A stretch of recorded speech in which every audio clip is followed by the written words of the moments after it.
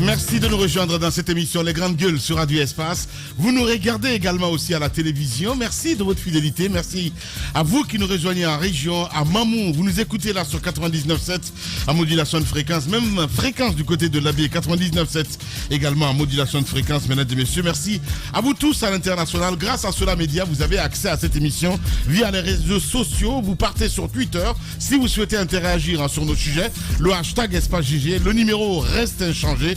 00224 657 39 13 13 avec plaisir. Nous allons prendre en compte vos messages dans cette émission, mesdames et messieurs, une émission citoyenne. On a envie de dire évidemment, on parlera de vous dans la radio, comme tous les matins d'ailleurs, mesdames et messieurs. On parlera politique et puis on s'intéressera et une grande partie d'ailleurs en consacrée, si vous allez comprendre ce qui s'est passé hier du côté de Bonfi, évidemment, grave incendie. Donc on en parlera forcément longuement d'ailleurs dans cette émission ce matin avec toute l'équipe. Les Grandes Gueules, c'est parti jusqu'au port de midi avec vous, mon cher Jacques Lewaleno. Bonjour. Bonjour Lamine, bonjour à tous. Bonjour mon cher Roby. Bonjour. Voilà, la Guinée est-elle devenue, ou est-il devenu, je ne sais pas parce qu'on dit la Guinée, encore une fois de plus, la plaque tournante, parce que hier on apprend, mon cher Roby, saisie de drogue du côté du port autonome de Conakry. On se dit, les démons sont de retour, mon cher ami. Avec le déplacement des autorités pour vérifier tout ça, je n'ai pas exactement la cargaison en tête. Jacques, si toi tu l'as, tu pourras peut-être donner l'information. J'ai pas la quantité exacte. En tout cas, on parle d'une grosse quantité saisie du côté du port autonome de Conakry. Mais il vous souviendra que, je crois que c'était le mois passé, ça devrait être, en tout cas dans un pays sud-américain, on a aussi saisi une cargaison de drogue en provenance de la Guinée. Encore une fois de plus. Encore une fois. Donc, est-ce que on est redevenu la plaque tournante du trafic de drogue? Tout porte à croire que ça passe beaucoup par là, vu que nous avons la proximité nous partageons des frontières avec la Guinée-Bissau, qui est quand même un pays très. On ne s'en cache pas de ce côté d'ailleurs, sincèrement, mon cher ami. Dans ce commerce.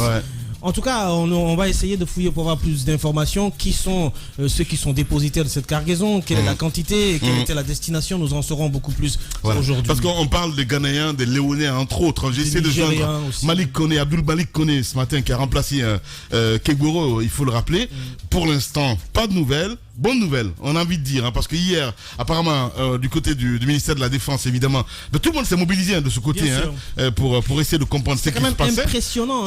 Impressionnant, en même temps, ce n'est pas une première, parce qu'on apprenait qu'il y avait aussi, je ne sais pas dans quel pays exactement, il y a 2 semaines de cela, Jacques Lewaleno, si vous avez suivi un petit peu l'actualité, on avait saisi aussi de la drogue à l'aéroport en provenance de la Guinée. C'est de ça que je parlais. C'est grave. Ça doit être un pays sud-américain, je crois. C'est aux Philippines. Aux Philippines, voilà. Mais tu te rends compte quand même. C'est dingue, c'est une dinguerie là, mais sincèrement, j'arrive pas à comprendre. Qu'est-ce qui se passe exactement. Et encore une parce fois, qu'on a prévenu ici, on a dit les narcos sont de retour. Sincèrement, voilà. Et la semaine dernière, il y a quelques jours, c'est en Côte d'Ivoire qu'on a saisi. Non, à la frontière. Voilà, c'est ça. À la frontière. À la frontière entre la Guinée et la Côte d'Ivoire. Une dame a été saisie avec 2 kg, je crois. 2 kilos, j'ai entendu ça. De cocaïne aussi, Qu'est-ce qui se passe-t-il, Mohamed Mara? Bonjour. Bonjour. Moi, je suis très inquiet, sincèrement. Il se passe que probablement on est en train de redevenir une plaque tournante de la drogue, du trafic international de drogue. Il n'y a pas d'autres explications. Alors, qu'est-ce qui se passe? Est-ce que nos services de douane aujourd'hui sont devenus pour eux? Je n'en sais rien. Mais les réseaux, très clairement, sont en train de se remettre en place. Depuis la fuite rocambolesque de M. Mamadi Kaba du côté de la maison centrale, on s'est tous dit, il y a un souci là. Il y a un souci. Et dans ce dossier, les Biélorusses et Ukrainiens qui étaient dans le dossier ont disparu. Ce sont des menus frétins qui se sont retrouvés à la maison centrale. Ce qui était bizarre, même l'informateur s'est retrouvé dans les geôles avec les gens qui avaient trempé dans ce trafic international de drogue. Le dossier, il est toujours là.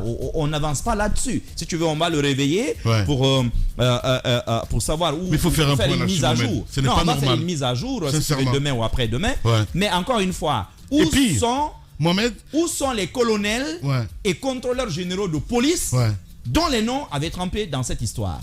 Les gens sont en liberté. On a même mis certains à la retraite comme pour dire allez manger tranquillement le fruit de votre labeur et retirez-vous simplement de la gestion de la chose publique. Le dossier, il est là, on le connaît.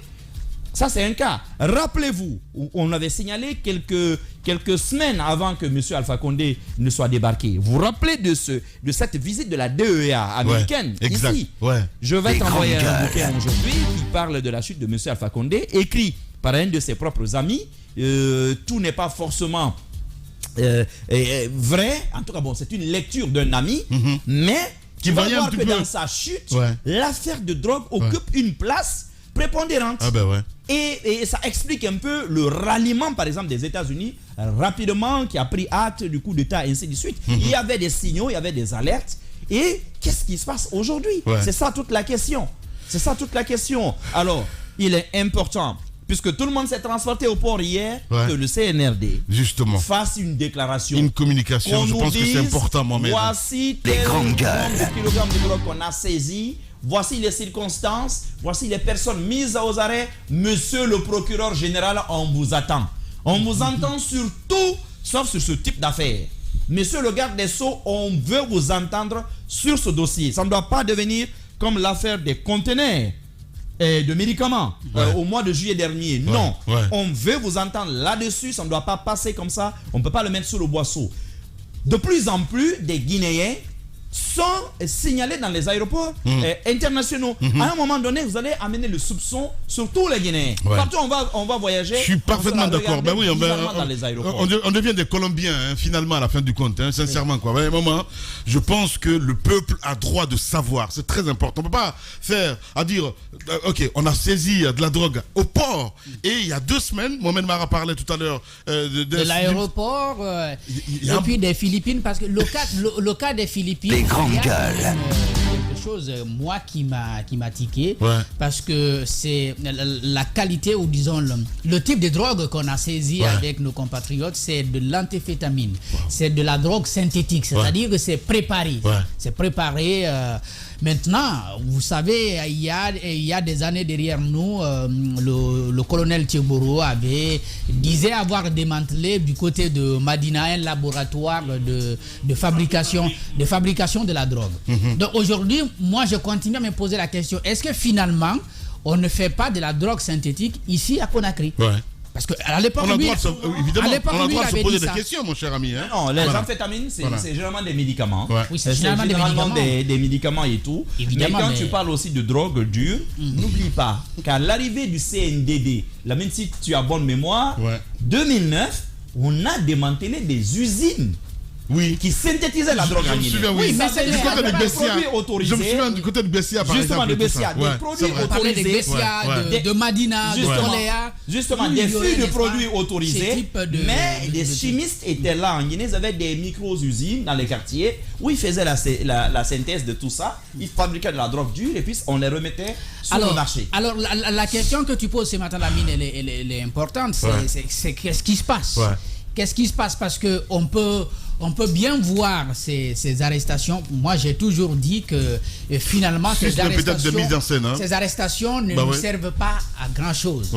Si vous avez la situation comme la quantité qui a été saisie sous Sidi Souleymane Diaye, avec toute la communication qui a accompagné cette saisie, qui avait pu en tout cas mettre au devant de la scène à travers les communications les Monténégrins qui finalement vont finir par disparaître. En tout cas, ils vont partir. On va procéder à des arrestations. Les gens sont en prison. Il y a un Kaba qui est toujours là-bas, mais il y a l'autre Kaba qui a pris la fuite. En clair, le Kaba qui a pris la fuite, c'est celui-là qui est le cerveau de cette situation. L'autre Kaba qui est là-bas, c'est peut-être quelqu'un qui a eu des grandes gueules avec des gens, mais il n'aurait pas de responsabilité directe. Et aujourd'hui, on apprend qu'il y a des gens qui paieraient de l'argent, je sais pas moi, aux autorités qui ont en charge de conduire cette affaire, et qui obtiennent, n'est-ce pas, la liberté. Parce qu'on sait très bien que la sortie, la fuite des Kaba a été organisée à partir d'Ignace Dil. Parce que c'est là, il venait pour suivre, soi-disant, un traitement, et puis finalement, un bon jour, on apprend qu'il est parti. Le problème aussi, c'est que les gens sont maintenus en prison. Il n'y a pas de procès. On m'a dit qu'il y a une procédure qui était allée, celui qui avait, le juge d'instruction qui avait en charge le dossier, était allé jusqu'à un certain niveau. Et après, celui qui a repris a décidé de reprendre le dossier à zéro. Mais si vous décidez de reprendre, je crois que les enquêtes, vous devez quand même accélérer. Il y a un certain nombre d'informations qu'on a déjà. Et on a une idée de qui sont les suspects. Les suspects sont en majorité au sein de la police et de l'armée. En tout cas, c'est ce qu'on nous avait dit à l'époque. Il y a des agents de police, des hauts officiers, même des hauts officiers de la police, et puis des officiers aussi de l'armée qui ont participé à cette importation, n'est-ce pas, de la quantité importante de la cocaïne dans notre pays. Si aujourd'hui ce sont des civils qui ne représentent pas grand-chose, qui se trouvent à la maison centrale, alors que ces policiers-là ne sont pas là-bas, et puis il n'y a pas de procédure judiciaire qui soit accélérée pour connaître, n'est-ce pas, la vérité, derrière, on va toujours continuer à enregistrer, n'est-ce pas, l'entrée de la cocaïne dans notre pays. Ils vont se dire une chose très simple. Ils vont nous arrêter. Cette cocaïne ne va pas être détruite. Mais si parce que moi, je n'ai jamais assisté à une cérémonie de destruction de la cocaïne dans notre pays. Si ce n'est le chanvre indien. C'est le chanvre indien qu'on brûle. La cocaïne, on ne brûle jamais. On nous dit, il y a telle quantité qui a été saisie. La valeur marchande est puissante. Il y a telle quantité qui a été saisie. On vous brandit ça, mais vous n'allez jamais assister à une cérémonie de destruction des quantités saisies. Et les gens qu'on arrête, il n'y a jamais de procès.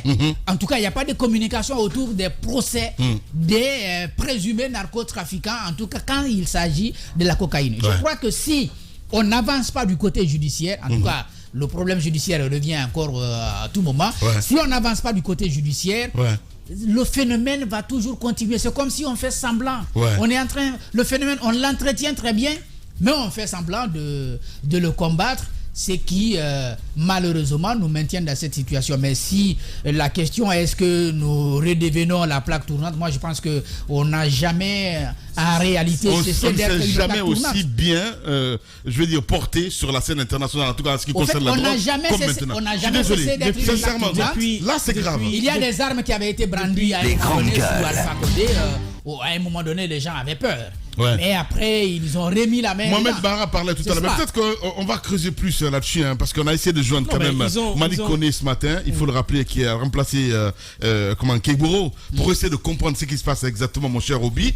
Je pense que l'heure est grave. Je pense qu'on n'a jamais cessé de l'être, comme le dit Jacques. Je me souviens très bien que depuis le général Lansana Conté, avec l'arrivée de la horde de Sri Lankais en Guinée, de Nigériens, où véritablement on a compris que la Guinée était une plaque tournante du trafic de drogue, on l'a jamais vraiment cessé. Ils ont juste changé de stratégie par rapport et la manière peut-être d'approche et tout ce qu'il y a autour, parce que voilà, quand on a vu Doumbouya, je vais dire au début, et tout ce qu'il y a autour, ben voilà, gare à ces narcos de se faufiler même autour du palais.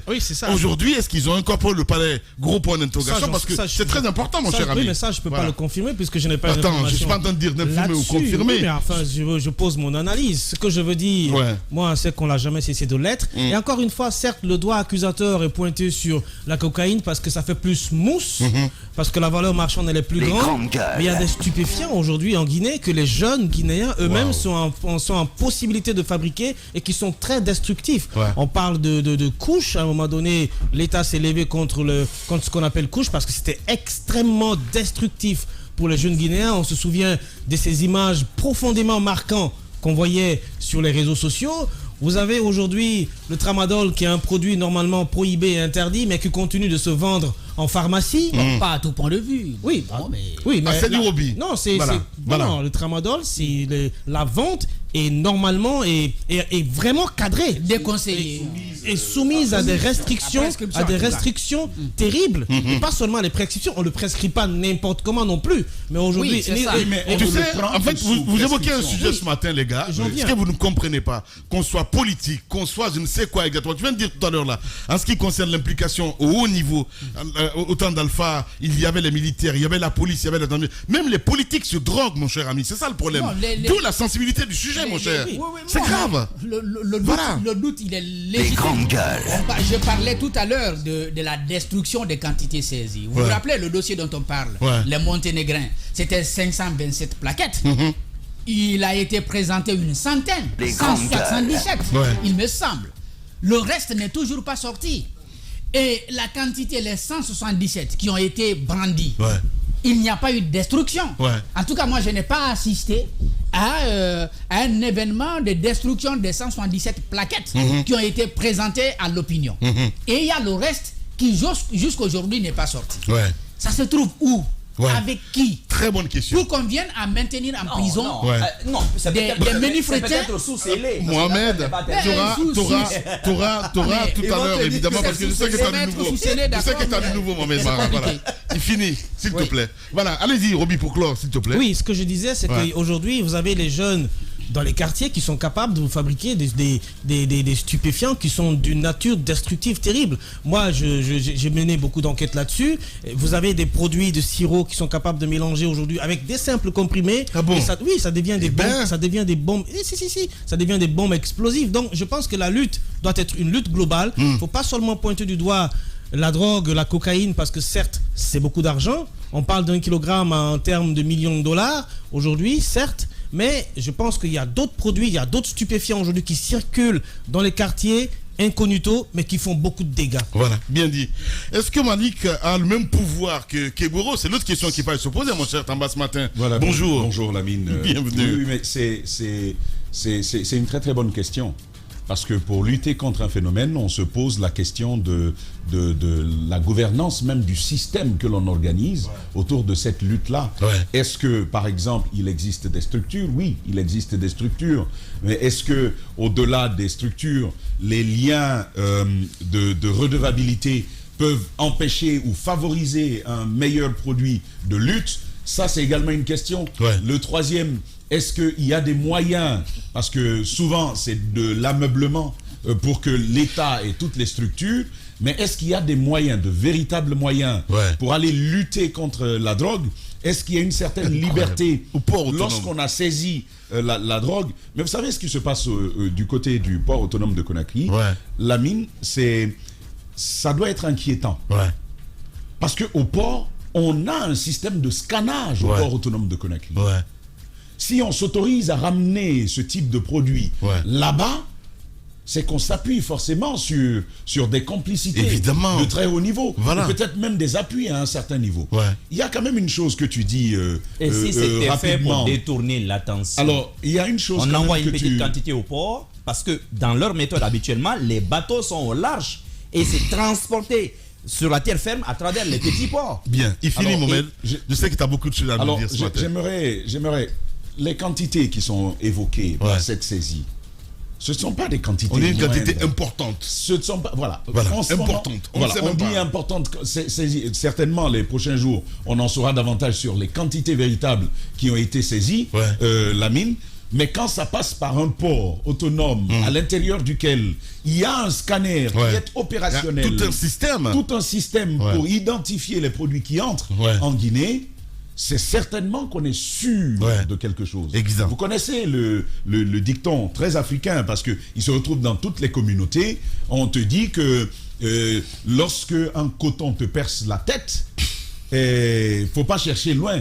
Le caillou est en complicité. Les grandes gueules. Qu'est-ce qui se passe? Mais comment tu prends de la drogue pour passer par un port où il y a un scanner? Ce n'est pas propre. Ce n'est pas propre à la Guinée. C'est bien évidemment que quand vous avez un système pareil, vous vous appuyez sur des dos larges. Le port de Anvers aujourd'hui en Belgique est cité comme la plaque. Non, je reviens-nous, s'il te plaît. C'est un exemple que je donne. Reviens-nous.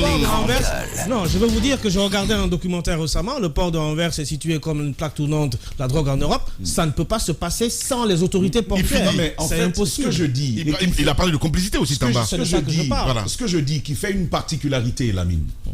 Le port d'Anvers, nous sommes bien en Belgique. Oui. Avec des systèmes avec des structures beaucoup plus indépendantes. Si ça passe là-bas. Un régime normal, régulier.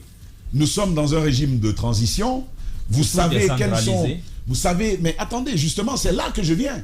Cette centralisation même nourrit la suspicion. Absolument. Ça nourrit la suspicion dans ce type de dossier-là. Totalement d'accord. On ramène, nous sommes dans un régime de transition où on dit les mauvaises pratiques, on va les traquer, et où il y a des procès qui sont ouverts, Lamine. Et puis, dans ce contexte-là, tu te permets de passer par le port autonome de Conakry, encore une fois là où il y a un scanner. Il faut être suicidaire. Mais non, mais pas suicidaire, mais fort de quelque chose de trop grand. de trop grand. Ces appuis-là, ça viendrait d'où? C'est une question à se poser. Maintenant, et Lamine, tu le dis, en parlant finalement des services de Koné, l'OCAD revient aux soins du ministère de la Sécurité et de la Protection civile. L'ORDEF, c'est pareil. Vous videz une structure à laquelle vous attribuez des responsabilités de lutte, entre autres, contre la drogue. Et puis, vous lui retirez un service qui lui permettrait d'aller contre ça. Ça veut dire, on retire un service, on retire donc des prérogatives, mais surtout, on retire les moyens de lutte. C'est ce que ça veut dire. Et donc, quand vous êtes dans une telle situation, c'est ce qui s'est passé. Et donc, je pose la question de la volonté politique de lutter contre le phénomène. Vous voyez un peu ce qu'il y a. C'est bien dommage. La volonté politique de lutter contre le phénomène. C'est bien dommage. C'est la question qui se pose aujourd'hui. Il y a une structure à la présidence qui est normalement préposée à la lutte contre la drogue, mais vous lui retirez une de ses prérogatives. Les grandes gueules. C'est confié à un autre. Mais quand on dit on retire une compétence, comme quand on parle de collectivité, on retire aussi l'argent qui va avec.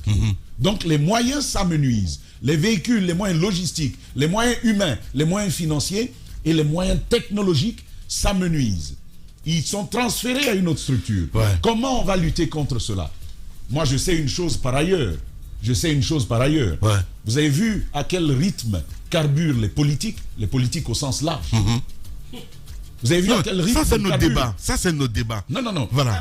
Non, Lamine. Attention, je sais, Mohamed Mara. Voilà. J'ai vu des politiques quand même se droguer devant moi à l'hôtel, mon gars. Quand même. Non, mais un moment, quand même. Il faut arrêter, les gars. Voilà.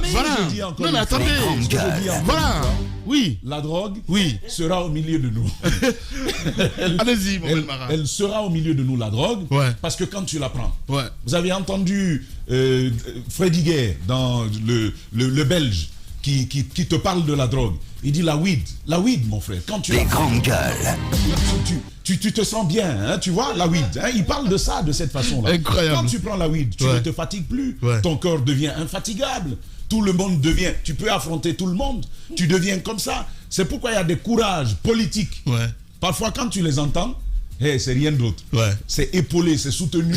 Évidemment, ils ne sont pas eux-mêmes. En fait. C'est soutenu par quelque chose. Voilà, mon cher Mohamed. Quelque chose, c'est souvent la drogue. Voilà. Taba a évoqué une question. Est-ce qu'aujourd'hui, Koné a le même pouvoir qu'Ekeboro? Je ne dirais pas Koné. Le service, carrément. Bah oui, mais c'est lui qui a la tête, mon cher ami. C'est vrai. Voilà. Tu as posé une question ici il y a quelques années. Elle continue d'être posée. Tu as demandé si la Guinée a fumé de la moquette. Ouais, c'est ça. Les grandes Mon gueules. ami, la Guinée fume la moquette. Et elle rentre par toutes les ports. Incroyable. Par toutes les ports et par tous les ports. Hein? Et par toutes les ports et par tous les ports, la moquette, les elle rentre. Gueules. Et elle est fumée.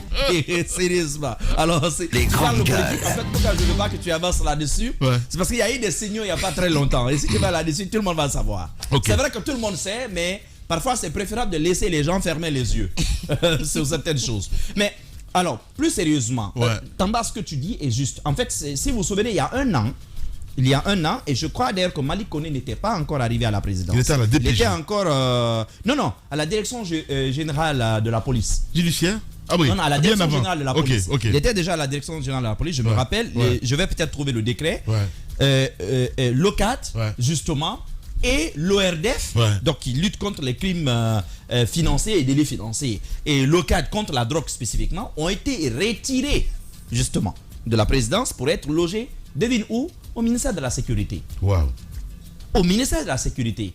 Si du premier coup, on peut penser que c'était peut-être pour unifier les moyens de lutte et les concentrer entre les mains du général Diallo, mais Bachir, mais la suite montre qu'il ne maîtrise rien. Les grandes gueules. L'affaire des passeports, c'est pas maîtrisé. La police de l'air et des frontières, c'est pas maîtrisé. La sécurité routière, elle n'est pas maîtrisée. Le banditisme de grand chemin a refait totalement surface dans le pays. Quel est le pan qui est maîtrisé? Voilà la question. Généralement, d'ailleurs, aujourd'hui, dans la sécurité, le seul pan qui fonctionne un peu, c'est là où il y a des unités mixtes. C'est les bacs. C'est les bacs. Là, il y a un problème, là. Au ministère de la Sécurité, il y a un véritable problème. Et maintenant, aujourd'hui, le problème est que le LOCAT est parti. Tamba a parfaitement vu. Il a vu juste. Il y avait des moyens financiers vraiment conséquents. Mais surtout, les gars les mieux formés à la lutte contre la drogue. On les prend, on les envoie au ministère de la Sécurité. De la même manière, l'ORDF. Sinon, aujourd'hui, on te dit les grandes que tout gueules. ce qui se passe aujourd'hui à la CRIEF, les enquêtes les plus sérieuses sont venues de l'ORDF. Dans les poursuites qui ont lieu en ce moment à la CRIEF. Mais on a retiré ça aussi des services spéciaux, on les a envoyés au ministère de la Sécurité. Maintenant, il reste quoi? Structurellement, de manière générique, j'ai envie de dire, c'est vrai que toutes les unités de répression ont aussi à charge de lutter contre la drogue. Ça, c'est tout le monde. Mais spécifiquement, la lutte contre la drogue ne relève plus des services spéciaux. Attention. Je comprends c'est mieux. Maintenant le ministère de la Sécurité. Voilà, je comprends mieux. Pourquoi je leur pose des questions. Et je le dis encore. C'est pour ça que ce service n'est pas trop actif maintenant, comme autant de criminels. Il ne le fait pas. Il ne le fait pas. Les hommes, la logistique, les moyens financiers et toute la compétence technique ont été transférés au ministère de la Sécurité. Il faut poser la question aujourd'hui au ministère de la Sécurité. Parce que si toutes nos petites filles doivent devenir maintenant des mules pour transporter la drogue vers le Maghreb, vers l'Europe et l'Asie, ça devient un problème. On va encore être étiqueté. Bon sang, on n'est pas la Guinée-Bissau là. Il faut arrêter. Il faut arrêter. Ne l'oubliez pas, à un moment donné, parce que la drogue, elle est convoyée sous plusieurs formes. À un moment donné, la drogue, la Guinée n'était pas simplement maintenant un pays de transit. Elle était devenue carrément un pays qui produisait la drogue. C'est-à-dire qu'on emmenait la matière première, elle était autorisée, et on venait faire la synthèse en Guinée. Donc de la Guinée, on embarquait. Parce que, vouloir prendre, vous vous rappelez l'affaire des 600 kg de cocaïne du Brésil saisie dans le désert au Mali, l'affaire des 600 kg de cocaïne avec l'avion qui s'était échoué là-bas. Mais on n'est plus, ils changent eux aussi de méthode. Et parmi justement les grandes routes de la drogue vers l'Europe, figure aujourd'hui justement le golfe de Guinée, mais spécifiquement aujourd'hui les côtes fragiles, notamment de Guinée et de Guinée-Bissau. Et ça remonte, notamment vers le Maghreb. Ah ben la Guinée-Bissau est championne quand même, Mohamed Marin. Comparativement à la Guinée. Là-bas, en tout cas. Là-bas, si tu c'est officiel. Là-bas, je pense qu'il faut trouver un moyen de légaliser un peu. C'est ça. Là-bas, si vous retirez ça de l'économie. C'est une ressource économique. Vous ne voyez pas comment le président s'il te plaît. S'il te plaît, Tamba. Voilà. Vous n'avez pas Tamba. Tamba, s'il te plaît. Il est terrible ce gars. Alors, aujourd'hui, il faut le reconnaître, les services spéciaux n'ont pas les moyens. Moi, j'aurais bien voulu avoir Koné, je ne sais pas si on peut l'appeler. Ben oui, on va essayer de l'appeler pour voir un petit peu ce qu'il en est, mon cher ami. De quels moyens est-ce qu'il dispose. Mais vraisemblablement, quand on prend un tel décret, ça veut dire qu'on veut loger la lutte contre la drogue ailleurs. Et bizarrement, on ne peut même pas poser la question à la présidence. Mais le problème, le problème, ce n'est pas Koné. Koné, il a des services, mais le ministère de la Sécurité, c'est de sa responsabilité de lutter contre la drogue. Si dans cette situation, ça ne se bouge pas, et il y a de plus en plus de soupçons sur des policiers qui participeraient à ça, en tout cas, il faut bien dire qu'il y a aujourd'hui un doute légitime à porter sur l'action qui mène le ministère de la Sécurité. On te parle d'un département dans lequel il n'y a pas 2 ans, non, il y a juste 2 ans, parce que c'était en janvier 2021, on te dit que la drogue a été empaquetée dans un véhicule. Quand on a cherché dans la ville, le véhicule était garé dans la cour du département. Les enquêteurs se promenaient à travers le pays. On te parle de ce département-là. Même si c'est vrai qu'on a coupé la tête en envoyant les généraux et beaucoup de colonels à la retraite, mais attention, on te parle d'un tel département. Que le président enlève lui-même ses yeux sur des services qui au moins faisaient un peu de résultats dans la lutte contre la drogue, qu'il les confie à un tel département, ben c'est que la lutte contre la drogue, pour moi, n'est plus une priorité simplement des autorités au plus haut niveau dans ce pays. Voilà, c'est des questions qu'il faut se poser, évidemment. Peut-être qu'on ne veut plus que le secrétariat général des services spéciaux fonctionne. Non. Peut-être que c'est le choix. Après, ça peut être une erreur. On va essayer de joindre Malik Koné ce matin. Non, en principe, c'est clairement une erreur. Voilà, c'est une erreur. Moi, je le dirais comme ça. J'ai dit une chose, Lamine. Si le ministère était assez efficace, et si nos agents de police avaient accepté... Quel ministère, Jacques? Mais t'es en Guinée quand même. Voilà, justement. Non, mais je parle de l'idéal. Je ne parle pas de ce qui est. Je parle de l'idéal. Je comprends mieux. En principe, nos agents de police devraient être en mesure de lutter contre la drogue. Comment? Donc, si ça fonctionnait normalement, on n'aurait peut-être pas eu besoin d'un service spécial. On aurait juste besoin d'agents de police qualifiés, capables de lutter à travers l'ORDF, à travers partout dans le monde. Ça, c'est l'idéal. Il y a toujours des unités spécialisées dans la lutte contre la drogue. Je comprends très bien cette idée. Aux États-Unis, tout à l'heure, je te parlais de la DEA qui est même venue ici dans les dernières semaines du régime Alpha Condé pour poser des questions. Justement, ça, c'est dans tous les pays du monde. Il y a, mon frère, ce dont on te parle, c'est des gars qui peuvent détenir jusqu'au tiers de l'économie d'un pays si on les laisse faire. Ouais. Ces mecs-là, c'est pas n'importe quoi, hein. C'est toute une économie. Bien. C'est toute une économie. Je vais te dire une chose, même les États-Unis, si tu décidais aujourd'hui de geler l'argent de la drogue, l'économie en prendrait un coup. Il n'y a pas un pays aujourd'hui au monde pratiquement qui résiste à ça. Il n'y a pas un pays sain aujourd'hui de la drogue.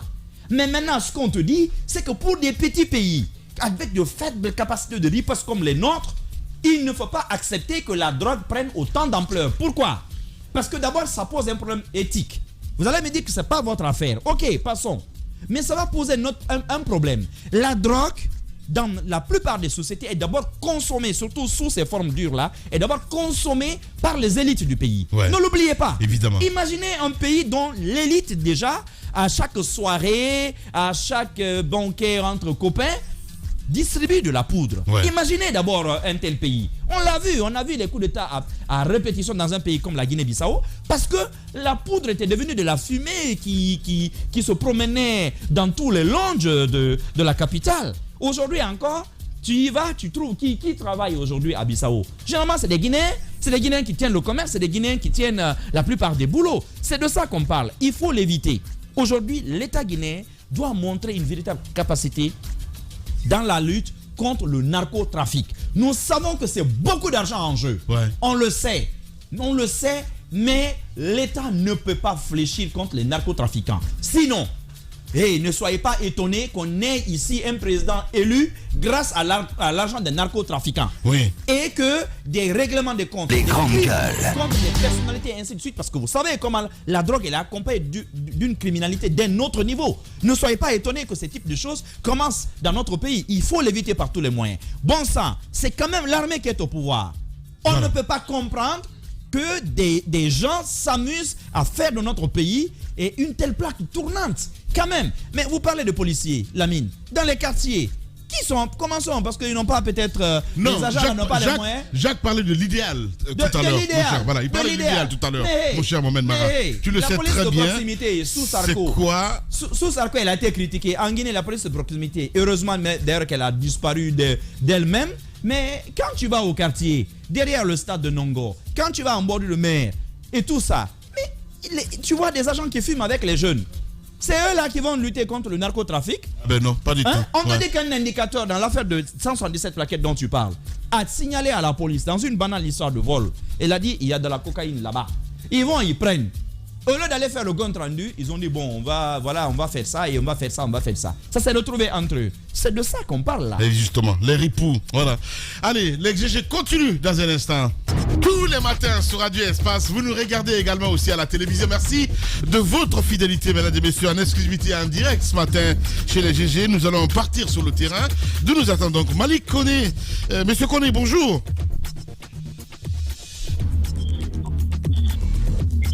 Bien, merci bonjour. Voilà, merci Monsieur Koné de vous prêter à nos questions de ce matin. On va commencer avec celle-ci. L'information est désormais dans l'espace public. Cette saisie d'une importante quantité de drogue. Bon, il nous dira si c'est une saisie record. Est-ce qu'avec vous, on peut avoir une idée de comment tout ceci commence? Dans quelles conditions est-ce que ces quantités sont appréhendées? Qu'est-ce que vous savez finalement de cette saisie? Écoutez, d'abord je commence à féliciter les services qui ont eu à procéder à cette saisie. Nous luttons contre la drogue, mais d'une manière générique, comme tous les services chargés de l'application de la loi. Mais il faut savoir que l'essentiel du service qui devrait jouer pleinement ce rôle n'est plus dans notre giron. D'accord. Voilà, Mohamed, donc, comme tu l'as évoqué, hein, le doute, évidemment, c'est que ce service ne gère plus. Oui, allez-y. On vous écoute. Ok. Donc, sur cette dernière saisie, je ne pourrais pas très bien me prononcer parce que ce n'est pas mes services qui l'ont effectué. C'est pour ça que je les ai félicités d'entrée du jeu. Mais ce qu'il faut retenir, c'est que tous les services chargés de l'application de la loi luttent contre la drogue et efficacement. D'accord. Alors, allez-y, Jacques. Parce que doivent lutter contre la drogue et lutte contre la drogue, c'est deux choses différentes. Ensuite, mon colonel, on avait posé la question, est-ce qu'on a quand même une idée de ce qu'on a aujourd'hui au port autonome de Conakry? La quantité. Oui, je peux pas me prononcer là-dessus parce que je n'ai pas participé à l'opération, mes hommes non plus. Donc, vous parlez de cette saisie, serait un peu mentir. Donc, je ne peux pas me prononcer là-dessus. Mais de manière globale, mon général, on comprend donc que la lutte contre la drogue ne relève plus spécifiquement de vos services. Ça, on le présumait déjà. Mais alors, comment, puisque vous êtes quand même un expert de la sécurité, comment la lutte contre la drogue est-elle organisée maintenant en Guinée, de manière structurelle et fonctionnelle?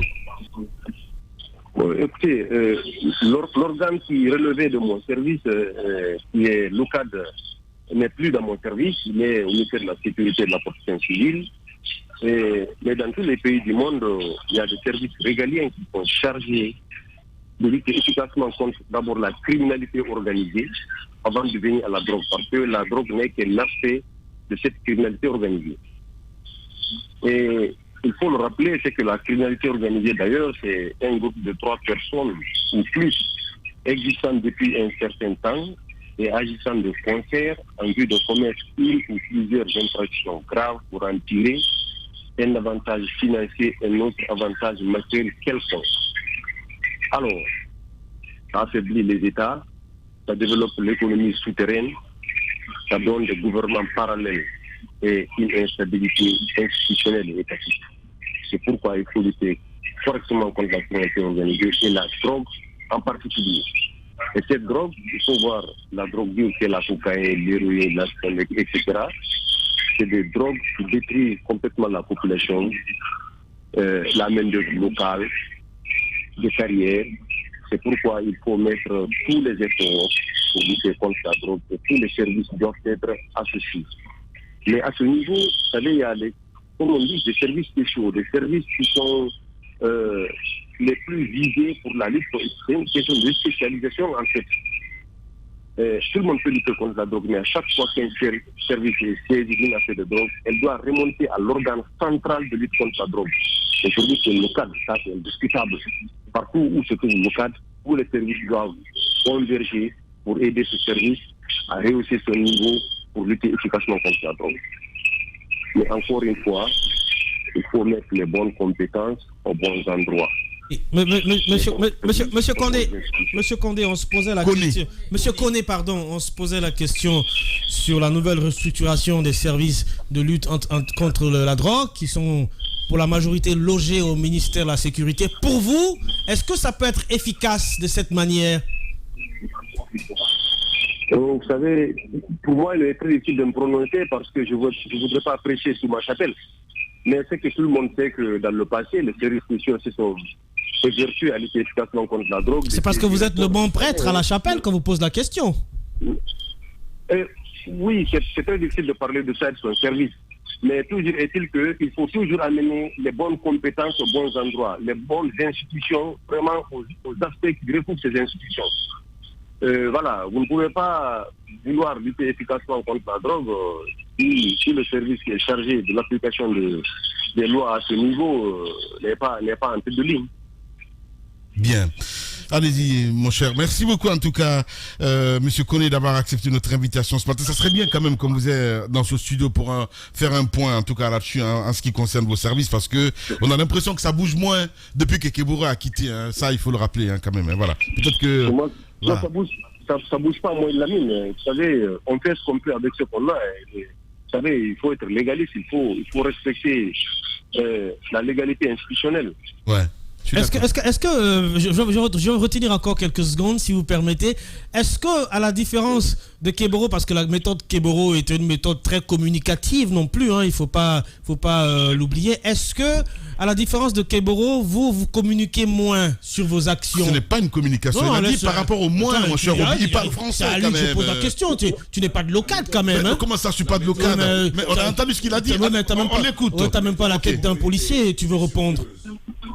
Allez-y, monsieur Koné. Vous savez, en matière de communication, on ne communique pas quand il n'y a pas lieu de communiquer. on a eu à communiquer sur des saisies que nous avons effectuées, notamment dans la lutte contre la bouche et d'autres activités, mais on ne communique pas quand il n'y a pas lieu de communiquer. Je suis d'accord. Mais le service est en train de bouger. Dans les services très pertinents, on est en train de travailler à notre niveau en fonction de nos attributions. Nous, on ne va pas dépasser nos attributions. Le gouvernement nous dit ce qu'il devrait faire, c'est ce qu'on fait. On s'arrête là, point barre. Maintenant, si par hasard, on a la drogue à côté, mais on l'a saisie. Il n'y a pas interdit. Mais l'organe central de lutte contre la drogue, on n'est plus à notre service. Est-ce que vous voulez préciser avec vous? Voilà, c'est bien dit. Merci beaucoup, en tout cas, mon cher Abdoul. Merci beaucoup, en tout cas, d'avoir accepté notre invitation ce matin. Au plaisir de vous revoir, évidemment, dans ce studio. Les grandes gueules continuent sur Espace. Et messieurs, nous irons du côté de Bonfi, évidemment, là, de ce côté, évidemment, avec cet incendie au marché de Bonfi. Donc, d'importants dégâts matériels. Diba Minimono est sur le terrain. On va essayer de l'appeler un peu plus tard. Vous allez avoir, évidemment, ces images en direct chez nous ce matin. Mon cher Tamba, on a écouté Abdoul Malik Koné ce matin. Oui, on l'a écouté. J'ai envie de dire, la méthode de Thieboro, c'était pas nécessairement une méthode de communication.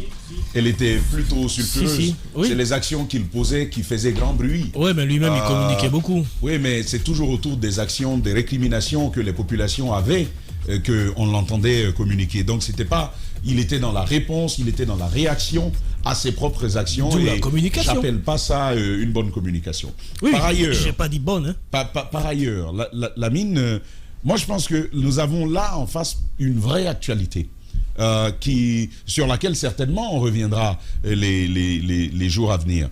Nous apprenons, et ça c'est par exemple une des hypothèses que l'on va vérifier. Premièrement, c'est celle de l'implication de bateaux de pêche dans ce trafic-là. Il ne s'agirait pas de produits venant de comment on appelle ça, de navires de commerce régulier, mais de navires de pêche. D'après l'information, navires de pêche. D'après certaines informations que nous avons, c'est que ça a procédé par eux. Ça reste encore une fois, comme je dis, une des hypothèses que nous allons vérifier dans le cadre de cette enquête-là, et ça ne nous prendra pas plus de temps. Lamine, ça c'est un premier élément. Mais le deuxième élément est là qui me donne, qui m'inquiète un peu par rapport à la situation du pays, parce que c'est une très très mauvaise presse que ça va renvoyer de l'État guinéen. Lamine, on est peut-être en face de la saisie la plus importante de cocaïne de notre pays. Wow. On est peut-être en face de quelque chose comme ça. Pour l'instant, je n'avance pas de chiffres. On m'avance un chiffre qui me donne du tournis, là. C'est des milliers de kilogrammes qu'on nous dit. Tamba, il faut le dire, il faut leur poser la question, parce qu'on parle de 3 tonnes, là. Quelle en est la réalité, justement? Un deuxième élément d'information que nous allons devoir vérifier. Et puis, on parle de ces navires de pêche sierra-léonais, 3 navires en l'occurrence, qui seraient impliqués dans cette histoire-là. Nous savons que le ministre de la Justice y a été, nous savons que le ministre de la Défense a pu y être lui aussi, parce qu'on parle quand même d'une saisie qui pourrait être une saisie record dans l'histoire de notre pays. Ça reste donc des informations à devoir vérifier. Qu'on le dise en un mot, qu'on le dise en 1000 mots, il y a que la lutte contre la drogue est en train de souffrir de la texture institutionnelle qu'on lui a préposée. Les services de l'OCAD, qui sont désormais confiés au ministère de la Sécurité et de la Protection civile, qui lui s'alourdit tout seul, encore une fois, lui donner davantage de ressources à devoir coordonner, à mon avis, c'est un ameublement qui risque de ne pas porter fruit. Nous sommes donc en face d'une telle situation. Et il y a un propos qui a émergé de la bouche du colonel Koné, que je sais très réservé. C'est un monsieur très réservé, très structuré, efficace. Mais quand il vous dit, Lamine, il vous dit, bah écoute, on fait avec les moyens que nous avons. C'est ce que je disais tantôt. On lui retire l'OCAD et donc aussi les moyens. Et la question de Jacques, en réaction à ce que le colonel disait sur la lutte, et normalement chaque entité qui travaille au respect de la loi doit lutter contre la drogue. Vous voyez un peu la situation. Vous devez lutter contre la drogue, d'accord, mais est-ce que vous avez les ressources techniques, humaines, technologiques, financières pour ça? Voici une question qu'il faut poser. Maintenant, ceux qui en ont les ressources, Qu'est-ce qu'ils en font? Ça reste une question à devoir poser. Et puis il y a cet ancien président là. On va revenir là-dessus. C'est une seule phrase que je veux poser. Il y a cet ancien président qui nous a dit, tu as écouté l'audio, je l'ai également écouté, cet ancien président qui vous dit, hey, cette affaire de drogue où vous voyez, on dit on va aller incinérer. Il dit tout ça c'est faux. Bon, est-ce qu'il n'était pas dans un état second? Mais il l'a dit. Ta voix en dit assez long. Non, bien. Tout ça c'est faux. Allez, Mohamed, quand même. Le président a dit tout ça c'est faux. Bon, ma voix dit quoi cette fois? Allez, on va revenir, mesdames et messieurs, à 10h évidemment, avec toute l'équipe. Si vous pouvez nous montrer ces images en direct du côté de Bonfi. À l'instant T, voilà, vous voyez les dégâts, hein, c'est juste incroyable ce qui s'est passé de ce côté hier à Bonfi, évidemment, incendie au marché donc de Conakry, d'importants dégâts matériels. On va revenir longuement là-dessus avec Diba Milimono qui se trouve d'ailleurs sur le terrain, et puis avec les pompiers. On va essayer de comprendre, mesdames et messieurs. On revient à 10h.